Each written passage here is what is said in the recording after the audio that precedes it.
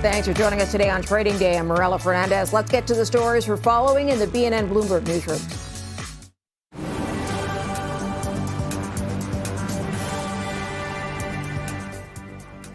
We're keeping an eye on oil prices today with a new push for a deal between the U.S. and Iran to reopen the Strait of Hormuz. One could come during next week's G7 summit in France.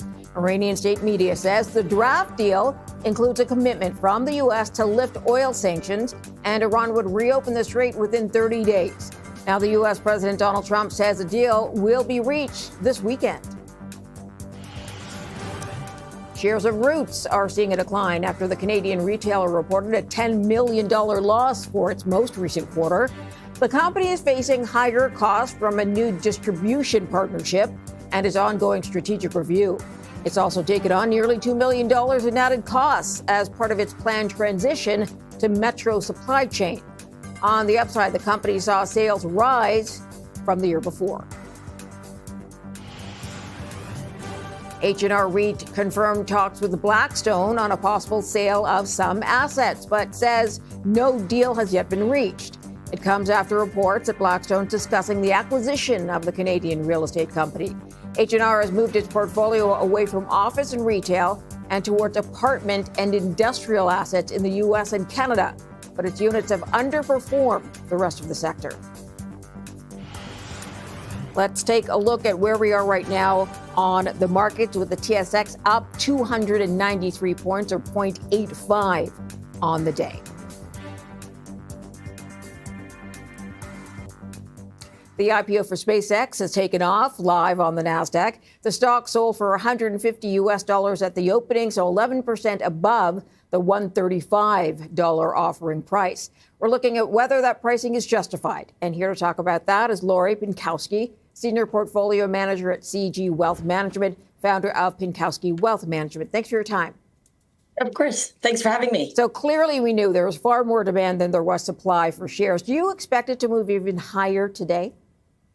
Yeah, well, what we're seeing at this point, it's trading over 170 a share. As you mentioned, it opened at 150. So now we're looking at up to 27% or so since coming to market.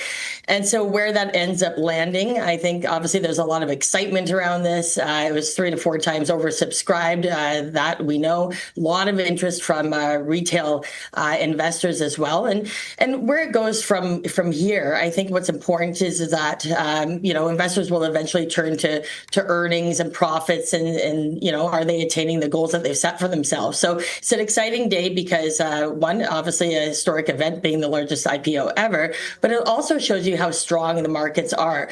IPOs like this wouldn't come to market if we were in a weak market, and so it's showing you and confirming we are in a bull market and it's still looking good. All right, talk to me a little bit more about what you think investors are buying into here, because as you mentioned, the company is not making money just yet. Yeah, they're buying into the growth potential for sure. Even maybe a little bit of the Elon halo effect, right? And I think, again, the excitement around it. They're planning on being profitable at the end of this decade. And so obviously the investors are looking forward, which they tend to do. But you got to also keep in mind, is an investment like this for you? We had a lot of client inquiries over the last little while about this, people who would usually not even invest in IPOs. So there's a bit of FOMO out there. So again, always make sure that an investment is appropriate for you and your portfolio. And again, we'll be looking forward to see what kind of revenues they come up with from the different segments of their businesses, and whether they're able to attain those high goals that they're setting for themselves. Okay, let's talk about the conflict in Iran. We have another push to get to some sort of agreement. Markets seem to like this. Let me ask you whether you think that the optimism on this could easily wane, like it has so many other times before. Yeah, no, I think this is positive news. It's the closest that we've come. As you may have just seen, Pakistan just announced that they're agreeing on the text for the deal. Something could be signed as soon as this weekend. Yes, there's been a ton of back and forth, to say the least, a lot of volatility around the news. However, we've been believers from early on that this is going to get resolved. And so when you're looking at the price of oil and where it was, where it is now, energy markets markets are telling you, as they're putting up on the screen here, oil's down over 3%, but seeing WTI at under $85 a barrel, I think that's really important.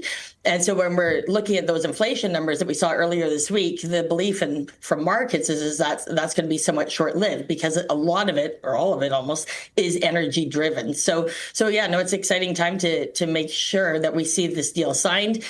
Could it waver? Could it change? Yeah, definitely. Every day is new and exciting, I say, under Trump here in managing money.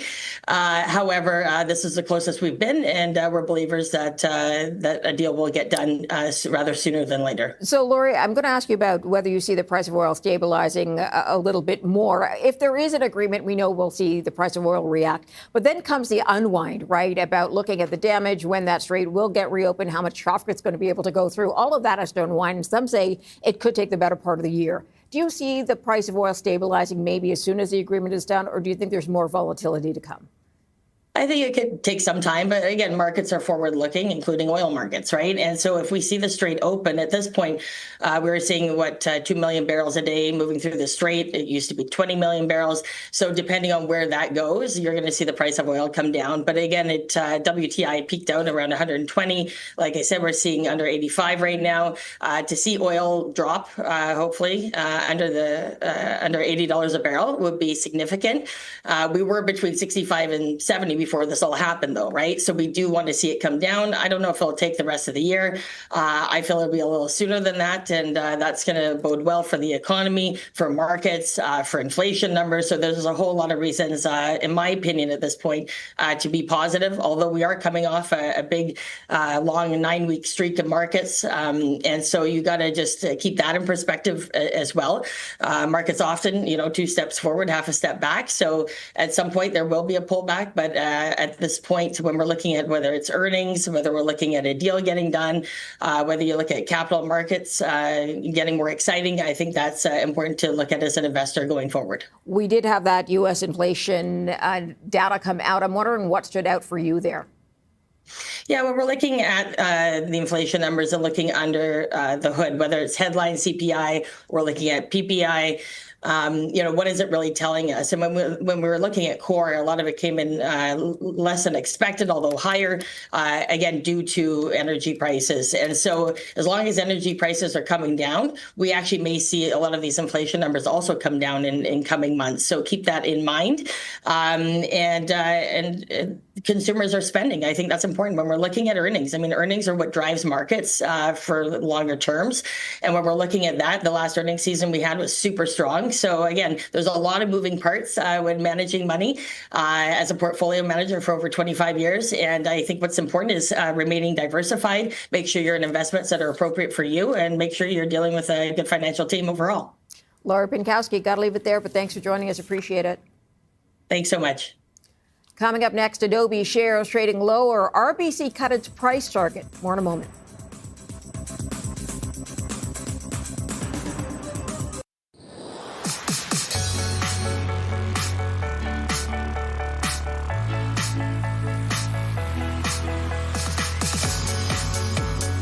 Shares of Adobe trending down today after RBC cut its price target on the software company after its latest earnings report and a surprise exit by the CFO.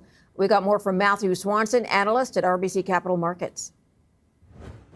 Going back 3 years now since we kind of started the Gen AI conversation, it seems like they're fighting a battle on a lot of different fronts. And obviously, historically, one of the great things about Adobe has been kind of that lack of pure play competition. Right. It's been much more so about how fast is the TAM growing than is what is their market share within creative. And so I think what we're really waiting for as investors is to see something that shows there's a net benefit to this current digital transformation. Clearly, some things are working well, some things maybe aren't. And until that total ARR line increases, I think that's really where investors are kind of going to get hung up on this stock. All right, let's talk about what's working for them. Yeah, for sure. I think if you really talked to Adobe 3 years ago and then talked to them today, looking purely just on a timeline and a roadmap of how they wanted to go about this Gen AI technology kind of revolution, I think they'd be pretty pleased with the way that they've executed against that roadmap. in terms of getting generative video out, generative 3D, generative images. The integrations we've now seen between the Experience Cloud and the Creative Cloud, I think makes a lot of sense. Those two used to really be run as separate businesses. And I think they've now kind of put together in the enterprise a really intriguing value proposition of how Gen AI becomes what it ultimately needs to for all these companies, ROI, right? And really showing how creating these extra images can run value all the way to that endpoint in marketing, getting to the Experience Cloud, which really justifies the expense of the entire ecosystem. I think the area where we're probably seeing a little bit more challenge is in their strategy around the consumer side, and in really being able to prove out that the consumer space with all these new entrants between point solutions, platforms, and then some of these larger walled garden creative tools isn't going to end up, getting much more bifurcated. And are they heading in the right direction for that, do you feel, or do they? What changes do you think would you like to see with that? Yeah, I think on the enterprise side, I continue to feel really bullish, especially on the Experience Cloud, which used to kind of be the secondary platform relative to creative. That creates a lot of differentiation for the company. And again, taking a very ROI focus for the enterprise, I think that's where you really see generative kind of wallet share shift, right? Is being able to actually prove out not just what can we do, right? We can make a lot more advertisements, more marketing material, more images, but why should we do it? And I think the why we should do it is really explained by those tools in the Experience Cloud. Now, on the consumer side, I think one of the challenges is we know for sure that there are more people creating images than ever before. There's more people utilizing creative tools than ever before. I think one thing we're still trying to figure out as a market is what maybe the difference is between mind share and where all the users are, and what ends up being the wallet share, meaning which of these users are really going to be willing to pay for products long term. And I think that's where Adobe is sitting right now in terms of pushing through this freemium transition, which obviously had the impact on ARR last night in terms of their guidance. All right, and let's talk about the CEO left and the chief financial officer. Well, actually, he's now left as well, didn't he? Sorry, he's leaving on Monday. What kind of an impact is that having, that transition and that change? Yeah, maybe we'll start with the more recent one, just because that was the surprise last night, was Dan Durn leaving as CFO. So, it was announced right at the same time that he was heading to Marvel Technologies. Obviously, in terms of his 30-year career in finance, Adobe's kind of been the outlier, actually, in terms of a software company. He spent much more time within the semiconductor space. The nice thing with having a company the size of Adobe is they do have CFO of the Experience business, Steve Day, who's going to be taking over as interim CFO. You also have a CFO of the creative business, Karen Burgess.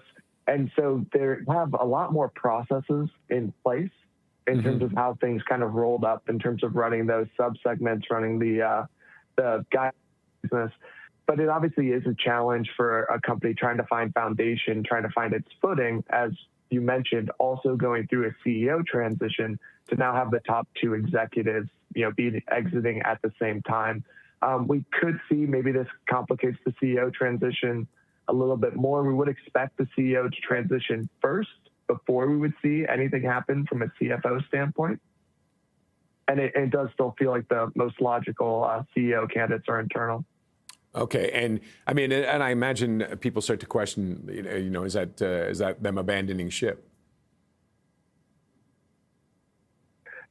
Yeah, and it's obviously a fair question. Anytime you see two of the top executives at a company that's had struggles from a stock performance standpoint, I think if you look at each of these in isolation, I think that Shantanu's exit was, pretty orderly in terms of the amount of communication that he had with the board, the timeline that he had from his announcement to kind of the period of leaving, and then also the fact that he's going to stay on with Adobe as the board chair. I think obviously the CFO side, the timing is unfortunate that it happened during this window of the CEO search, but it seems like an opportunity that one obviously came up with a time frame around it, and then also something that fit Dan's, historical preferences, I guess, in terms of when you see what his jobs have previously been in. Matthew Swanson, analyst, RBC Capital Markets. Coming up, a CEO who got in on the SpaceX hype years ago.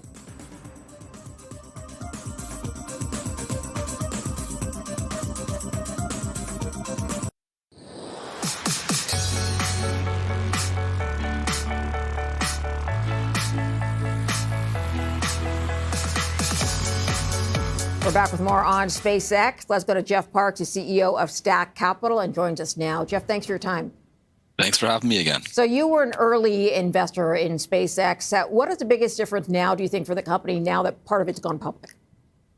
I think one of the biggest things is the size and scale of the business and the contracts they're signing. Like recently, they signed a deal with Anthropic, paying them $15 billion a year. On top of that, they signed another contract with Google, paying them around $11 billion a year. So just the size and scale of this company and how quickly they're growing, that's a big difference versus when we originally invested in them. Okay, remind us when you did originally invest in them and what interested you at the time. So when we originally looked at them, the company was around an $85 billion valuation.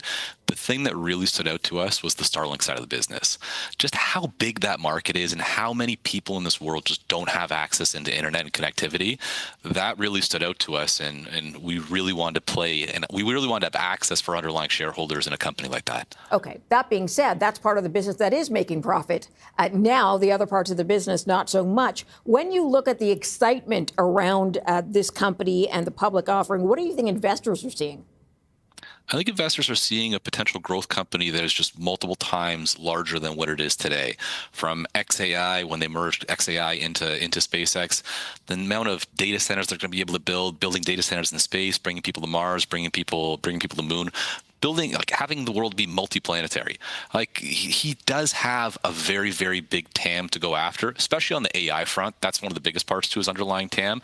And I think a lot of people see that, and he's delivering on it from a company that only did around $15 to $18 billion last year to a company that's probably going to do north of 50 plus billion with these underlying contracts that he's been able to sign. So I think there's a lot of excitement with that. Okay, so let's talk a little bit more about the different divisions. You talked about the Starlink portion of it, which is doing well. Yep. Of course, there's AI. Of course, there's the rockets. When you look sort of 5, 10 years down the road, even 20 years down the road, which departments or divisions do you see as being profitable?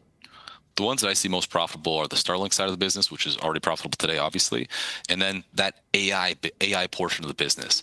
The number of agents that he's going to be able to put out there in terms of data centers in space, data centers on terrestrial planet, like those businesses are extremely profitable. You can look at the data center companies out there, from the CoreWeaves, the Nebiuses of the world. They're extremely profitable businesses. So I think both of them will be extremely profitable. I also think the launch business will one day be profitable as well. But the amount of capex that he has to put out there to build Starship, which is, I'm sure a lot of your viewers have seen how towering that rocket is, he's willing to take that risk and burn capital today because he will see a return later in the future. Was this the right time, do you think, for them to go public? I think it was, based on the amount of capital that they needed. The amount of capital that you need to build out space data centers, it's a lot. Even to build out Starship, it's a lot of capital to build that out as well. Even a bigger constellation for Starlink. So I think it's one of these things where it's finally that time. You're large enough. You have a more predictable business than you did before. He learned his lesson from Tesla. The business wasn't predictable. With Starlink, there's a lot of predictability with that, and that's good for the capital markets. Do you have concerns about Elon Musk running a company where shareholders, investors will want to be pivoting all the time to every headline they see and raise concerns in public? Yeah, I think, like, obviously there'll be volatility with him. Elon, he says what's on his mind, which we love. So is there going to be volatility in his underlying stock? For sure. Can that spook some investors? Yeah, but over the long term, he's one of the greatest guys at compounding capital and bringing businesses to the capital markets in wealth creation for not just himself, but for a lot of people out there. It's extremely impressive what this guy's been able to build. Do you see a merger with Tesla as the next big move? I wouldn't be surprised, and the one reason I say that is because one of the biggest things with this IPO was they didn't get into the S&P 500 right out of the gate. Mm-hmm. S&P 500 held their stance and sat there and said, "You're not coming in right out of the gate." So is there some optionality for him to bring that under the umbrella, and it's an easy way for him to get in the S&P 500? Yeah, for sure. I think there's that optionality. Plus, too, I think he would love everything to be under one banner, so you're not constantly jumping around. A lot of these businesses, they do share people. They do share some things behind the scenes. So I wouldn't be surprised if it's merged at one point. Is there anything else you see changing as part of public scrutiny for the company? Not obviously being a public company, you're going to get more scrutiny, right? Being a private company, that's why a lot of these companies are staying private, but longer and longer and longer. Maybe with the SEC, maybe they make it a little bit easier being a public company, but I don't see anything outside the normal scope of being a public company. Also wondering whether you've been watching metrics to find out whether retail investors are taking money out of the tech they've invested in more recently, maybe the Mag 7, maybe not, to put into SpaceX. I definitely think you've seen that over the last 2 weeks. The number of sell orders on certain desks, and you can kind of see it. Bitcoin selling off, some of the tech name focus selling off, some of the Mag 7 selling off. I think there are a lot of people who are using that capital for this underlying company to be able to settle their underlying IPO shares. So I think you're bang on. That definitely happened over the last 2 weeks. And will that continue to weigh perhaps on the tech stocks that have been the big ones for the past number of years? I think it definitely does weigh on the Mag 7 a little bit, right? People, this is the new shiny object that everybody can invest in, that everyone's wanted to invest in for such a long time. So you do see some of the air coming out of those businesses a little bit, but there's a lot of really cheap Mag 7 companies out there that you look at. I'm sure there's going to be a little bit of volatility right now as this settles out, but there's some really, really good businesses out there too in the Mag 7. All right, Jeff Parks, appreciate your time, sir. Thanks very much for joining us today. Thank you. Coming up, we have hot picks, 3 picks for you in the retail sector. That's up next.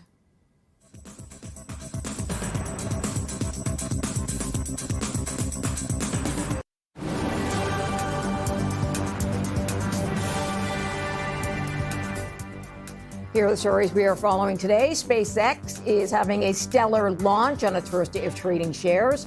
The rocket maker opened the day at $150 per share. That's U.S., 11% above the offering price. It's now valued at roughly $2 trillion U.S. It is trading on the NASDAQ under the symbol SPCX. It's the largest IPO in history. It makes Elon Musk the world's first trillionaire. There's new hope for a deal between the U.S. and Iran to reopen the Strait of Hormuz. It comes ahead of next week's G7 summit, which is happening in the French Alps. Iranian state media says the draft deal includes a commitment from the U.S. to lift oil sanctions, and Iran would reopen the strait within 30 days. The U.S. President Donald Trump says a deal with Iran will be reached this weekend. Shares of Roots are seeing a decline after the Canadian retailer reported a $10 million loss for its latest quarter. The company is facing higher costs associated with a new distribution partnership and an ongoing strategic review. It's also taken on nearly $2 million in added costs as part of its planned transition to Metro supply chain. On the upside, the company says sales were up versus the year before. The TSX up almost 1% today, 0.95 or 329 points, just shy of the 35,000 point mark. And then south of the border, also a streak of green. The S&P up about 0.5%. The Dow Jones up 0.75, so 382 points right now. The NASDAQ up over 100 points or 0.4%. Time for hot picks. We zeroed in on 3 retail stocks with Anthony Chikamba, managing director at Loop Capital. There are, obviously the bigger one being higher gas prices, right? And we've seen this spike in gas prices since this U.S.-Iran conflict began. The other thing is that inflation is picking up. Obviously, we saw 4.2% inflation rate last month. Now, part of that obviously was largely driven by higher gas prices, but certainly the consumer is not necessarily in the best place right now. And I know we're with the 2 of the companies we're going to get into are more, I think, are they more on the discount side by the looks of it? Are the bigger companies, the higher end, are they feeling effects right now? Are we seeing any signs of that?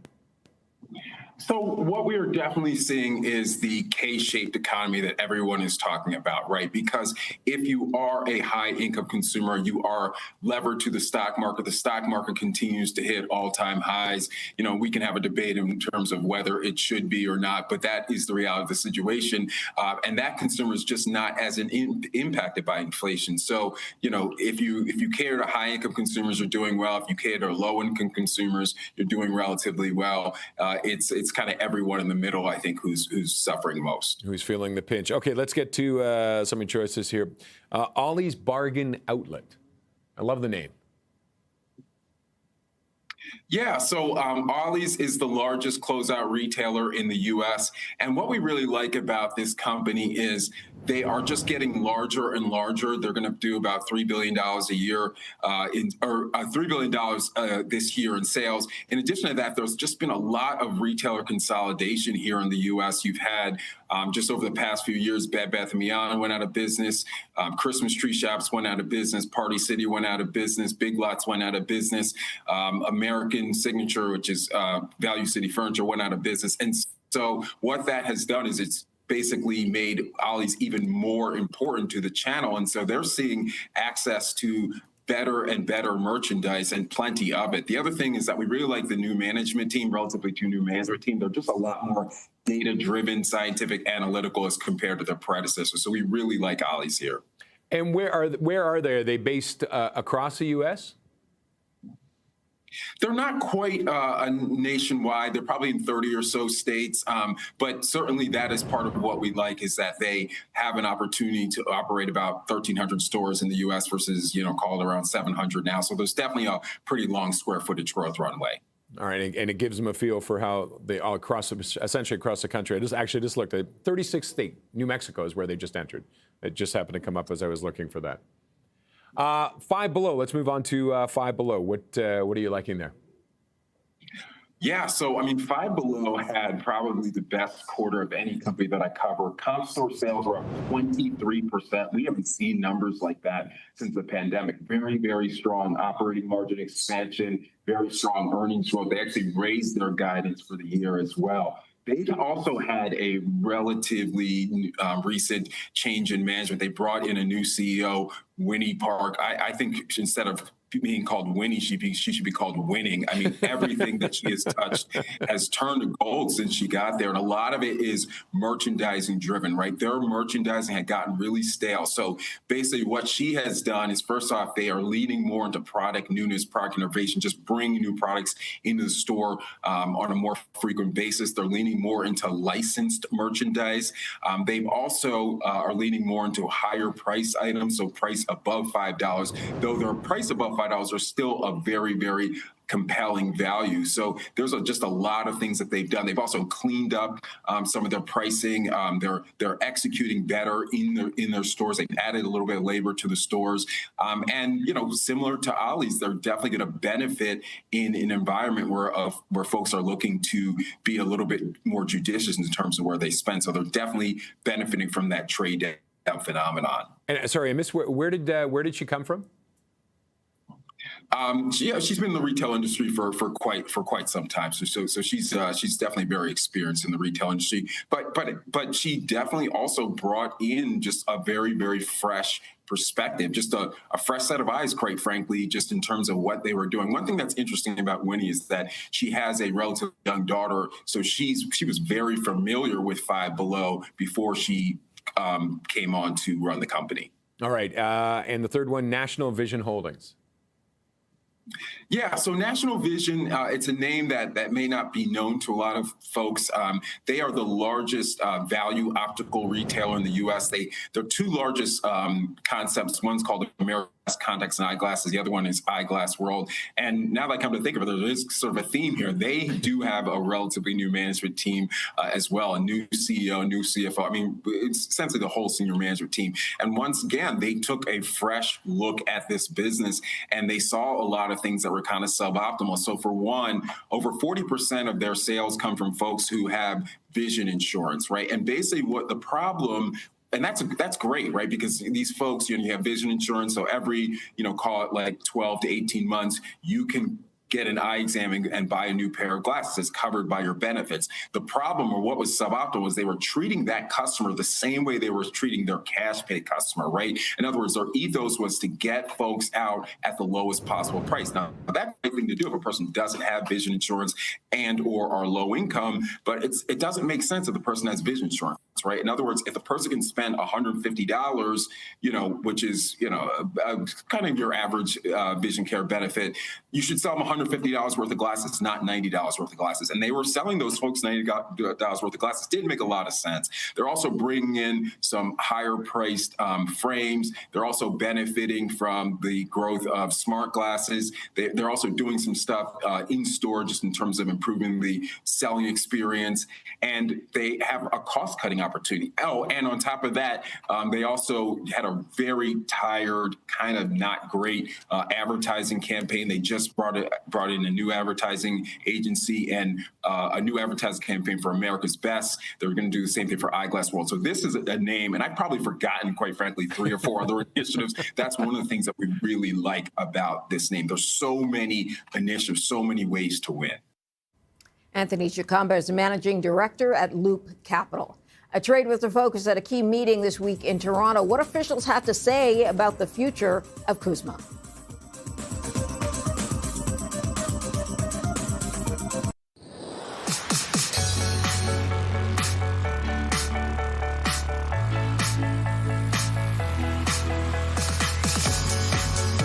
High-profile Canada-U.S. Business Summit was happening in Toronto yesterday, and it was centered around the talk of Kuzma. The U.S. president says he's not interested in negotiating a new trade deal, but his ambassador to Canada is hinting at other ways that Ottawa can make it work.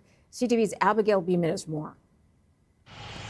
A tremendous amount of things where we have a need. At a Canada-U.S. summit, the American ambassador gives context to these comments from Trump on the Free Trade Pact up for review. I'm not looking to renew it. We don't need anything that Canada has. Pete Hoekstra says potash and oil are among the things the U.S. needs. Go into these negotiations very aggressively. And it's Canada's job to sell itself as the best place to buy. I think every time we've met with the Canadian government, the president has always kind of closed the meetings off or consistently said through the meetings, make us an offer. Hoekstra also referenced a positive shift in rhetoric from Doug Ford on his trip to D.C. this week, Pierre Poilievre, and this from the Prime Minister. Canada Strong will help make America great again. What I'm encouraged by is, what we do see as a pivot. As an investor, as someone who's spent most of his career allocating capital, uncertainty sucks. Canada's rarely heard from ambassador said America first doesn't mean America alone. I think we need to continually remind Americans of the importance of Canada to the United States. We're not good at that always. I'm optimistic. While the minister responsible remains hopeful about a 16-year deal extension. I try and demystify this July 1st deadline. Right. It's not a cliff that everybody goes hurtling off. LeBlanc said he spoke with U.S. Commerce Secretary Howard Lutnick this week and will see Trade Representative Jamieson Greer next week at the G7. LeBlanc described the conversations as constructive with a need to keep moving. Abigail Beeman reporting there. We're going to take a quick break. Back in a moment.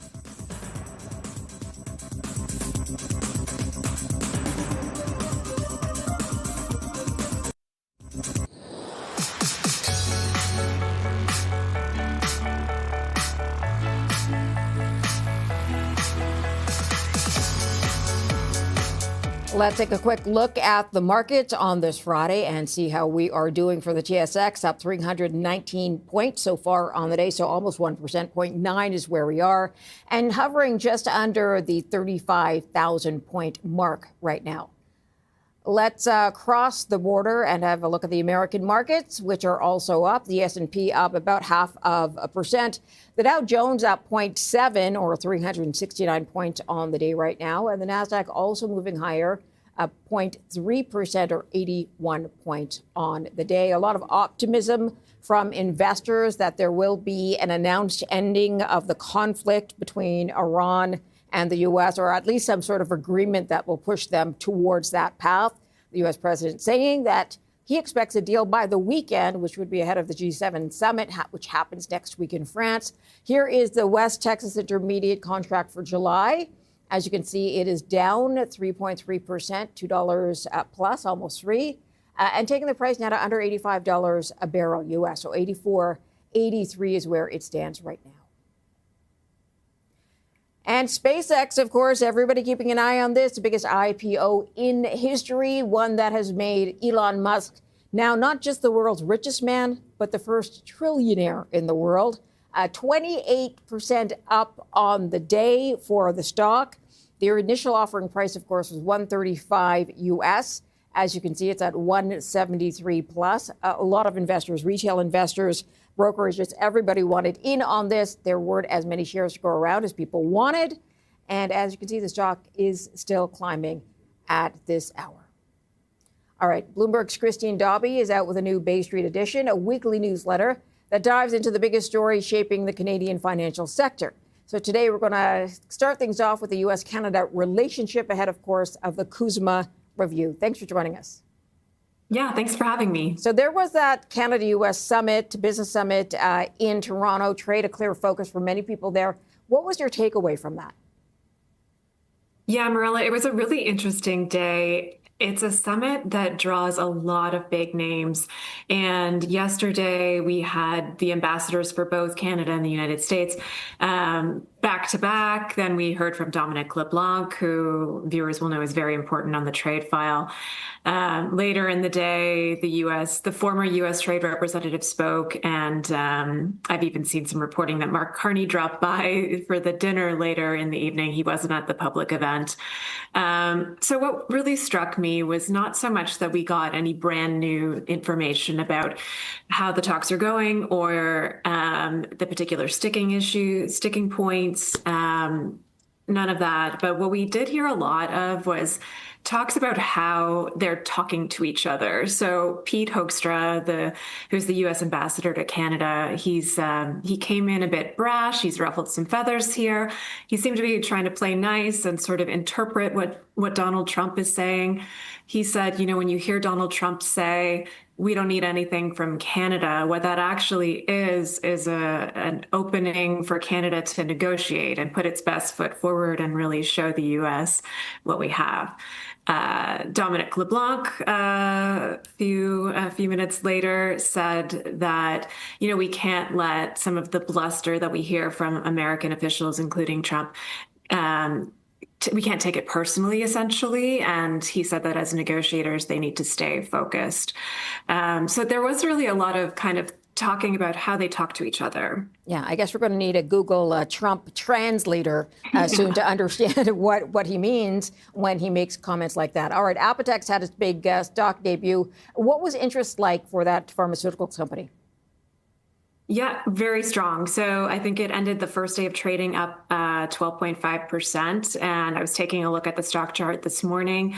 It looks like it's been trading up for the rest of the week as well. The IPO was upsized in the days ahead of it. And they did raise about $1.3 billion, one of the biggest IPOs, it was the biggest IPO in Canada since 2021. And it's sort of following a few others that we've seen over the past year and a few months. I think there's a little bit of optimism that we're seeing some interest in returning to capital markets in Canada. It's valued at, I think, more than $6 billion at this point, and that's not nothing. All right, I do have to leave it there. Bloomberg's Christine Dobby. You can sign up for her weekly newsletter called Bay Street Edition by going to bloomberg.com/newsletters. All right, let's talk a little bit more about the trade talks and the review that is set for the Canada-U.S.-Mexico trade agreement. Joy Knott joins us now. She's a partner at KPMG. Joy, thanks for sharing some of your time with us. Appreciate it. Thank you for having me. So we heard the ambassador from the U.S. to Canada say at this business meeting in Toronto that Canada needs to go into these discussions more aggressively. What do you think of that advice, and what would that look like? I don't know about the word aggressive, but I think Canada definitely has something to offer the trade agreement overall. If the free trade agreement was not important, we wouldn't have been getting the exemptions that we've been getting for tariffs this whole time over the past 15 months. So should we go in aggressively? I don't know about that word, but we have value to offer, and we should put that value on the table. And realistically speaking, the U.S. needs this trade agreement, as does Mexico. just as much as Canada does. All right. So what kind of case should Canada make? What is the biggest chip we have on the table? There's a number of chips on the table, obviously. I mean, there's different industry sectors, there's agricultural, but I'm just going to focus on automotive for a second, because in our last round of negotiations with a free trade agreement with the United States, which resulted in CUSMA, automotive was at the center of the table at that time. And it's still going to be an important player this time for obvious reasons. There's been rumors, nothing official has come out yet. There's been some media reporting saying that the new rules for automotive might require that the content of a car move from 75% to 82% North American. But the kicker there is that 50% of the overall value of the car would have to be USA, not Canada or Mexico. Now, that would be a big change, but, to quote Flavio Volpe from the Canadian Automotive Manufacturers Association, it's a path. And up to now, we've been hearing we don't need anything from Canada, right? So now there's a path. It's this new number, which is a very high number, but at least it's something. I also want to get your thoughts on the delay of the opening of the Gordie Howe Bridge. Do you think that is now on the table as part of a bargaining process here? Absolutely. I think everything's on the table when it comes to bargaining chips on the table. The U.S. this administration has a particular style of negotiating. Let's say it that way. And I think they like to ensure that they always have the upper hand at every time that we sit down at the table with them. So things like the Gordie Howe Bridge, things like the rules of origin, things like even starting the formal conversations with Canada are all negotiating chips. So the Gordie Howe Bridge is just, I think, caught up in all of that. Joy, does the American president have the authority to scrap the deal? We know he speaks as if he has that authority, but does he, or does he have to go to Congress for this? That's a great question. And I'm not a lawyer, but legal scholars and everything that I'm reading in the United States says it's really not clear cut. There's something really quickly called trade promotion authority. And that's when Congress basically says to the executive office, to the president, go ahead, go out to the world, negotiate free trade agreements on our behalf. And then when you bring them home, Congress still needs to approve them, with the caveat being we can't make any changes. You present it as is, and we have to either vote yes or no with no changes.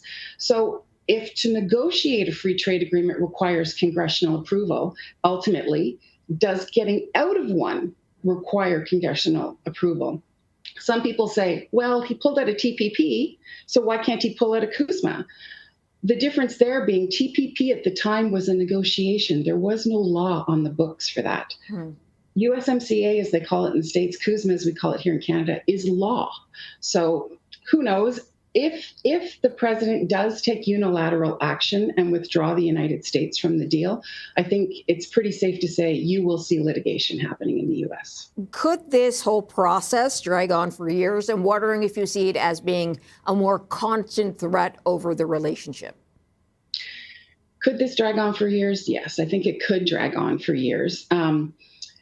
I know that Dominic LeBlanc's letter to the U.S. administration and Canada's position is that we would like to renew the agreement for 16 years. That's our position. And of course, that would be the ultimate thing for us. That would be a big win for Canada. What's more likely going to happen is that we're going to go into this period of a type of zombie type agreement where technically it's alive, but we have to meet and negotiate at the table once a year, every year. And of course, that's just repeated uncertainty for Canadian, US, and Mexican companies that are trying to plan their business. And if once a year, all the rules are up for renegotiation, high level of uncertainty. And as you mentioned, nobody really enjoys that, except for maybe some of the politicians at the top. Joy Knott, I got to leave it there. Thanks so much for joining us. Thanks for having me. And that does wrap up this edition of Trading Day. I'm Marella Fernandez. Thanks for joining us. We'll see you back here later in the day.